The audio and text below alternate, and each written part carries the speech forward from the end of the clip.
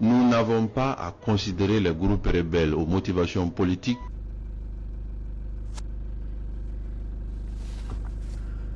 Mes chers amis, vous venez d'entendre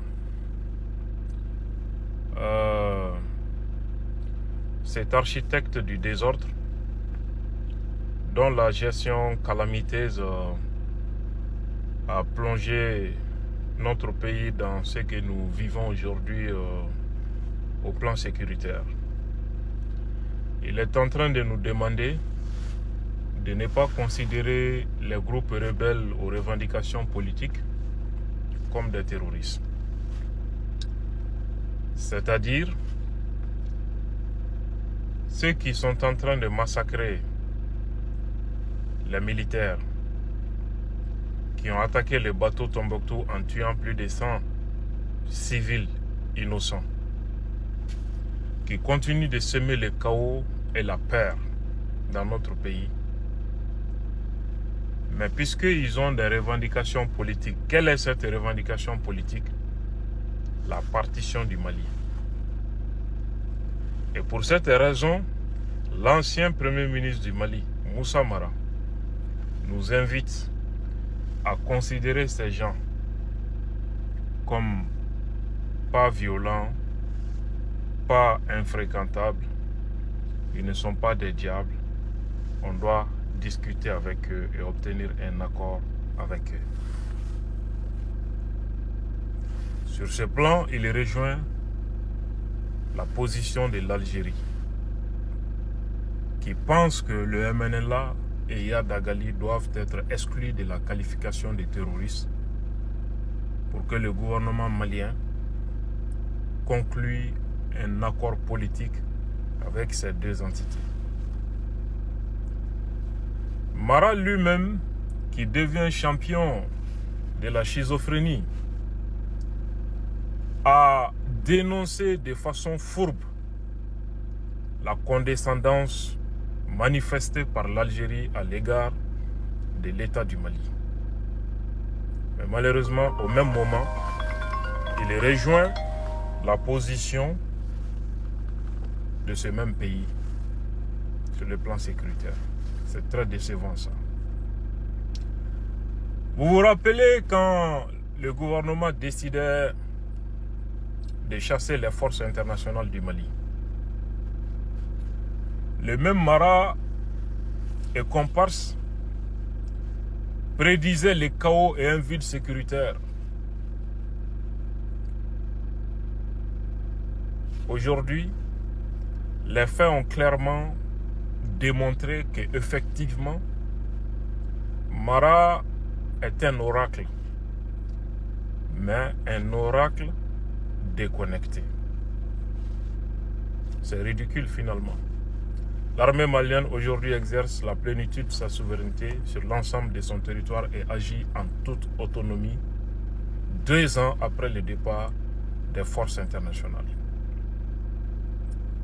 Et ces stratèges de salon continuent encore de vouloir donner des leçons à la hiérarchie militaire du Mali et aux décideurs stratégiques de l'État malien. C'est le comble du ridicule.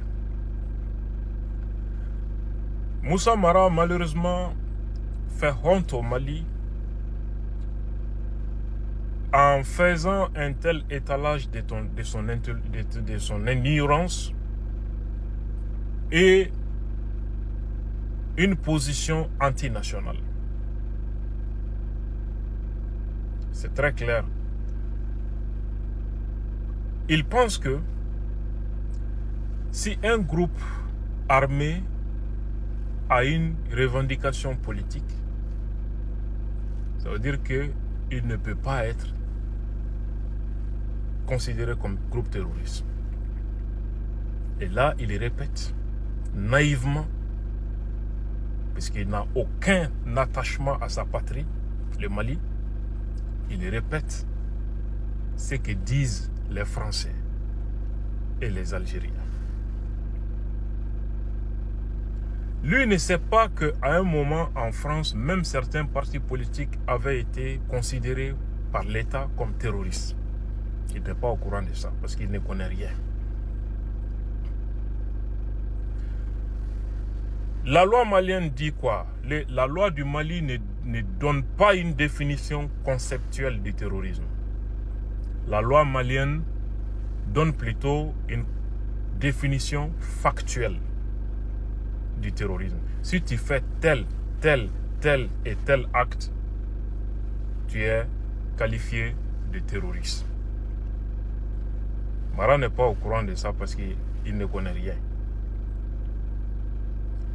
Et même selon les législations internationales, en Occident par exemple, pour qu'une action puisse être qualifiée d'action terroriste, la loi a besoin d'un élément moral. Tendre embuscade contre les forces armées, les MNLA le fait. Poser des mines, les MNLA le fait. Pour quelle revendication? Une revendication politique. Donc Mara ne sait pas si on pose certains actes, on utilise certains modes d'action pour exiger du gouvernement quelque chose, contraindre l'État à faire ou à ne pas faire quelque chose, pour une raison politique ou religieuse. Mara ne sait pas que c'est exactement cette raison politique-là qui constitue l'élément moral de cette infraction et tu peux être poursuivi pour terrorisme. Il n'est pas au courant de ça aussi. C'est très décevant et c'est dommage.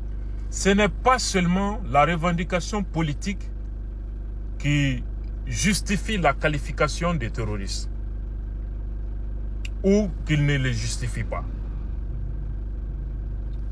Pour que l'action d'un groupe armé soit considérée comme action terroriste, ça dépend du mode d'action utilisé. Massacrer les populations, l'attaque contre les bateaux du Tombouctou, c'est l'assaillement. Des attaques contre les populations civiles. L'utilisation de la tactique des guérillas,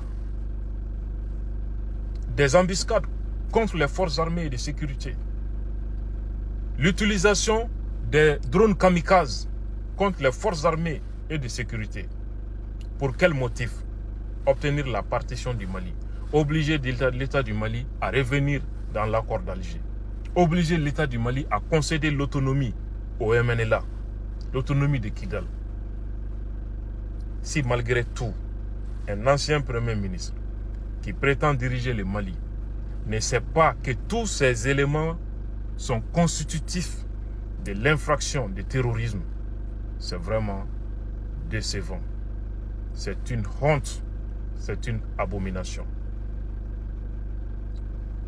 Le plus grave, ça c'est souvent voir que on peut être à l'aise devant les journalistes et parler comme ça et qu'on ne trouve personne pour recadrer. Là, il y a des soucis à ce niveau aussi. Alaka Mali, Alaka Klignimandambema. Shalom.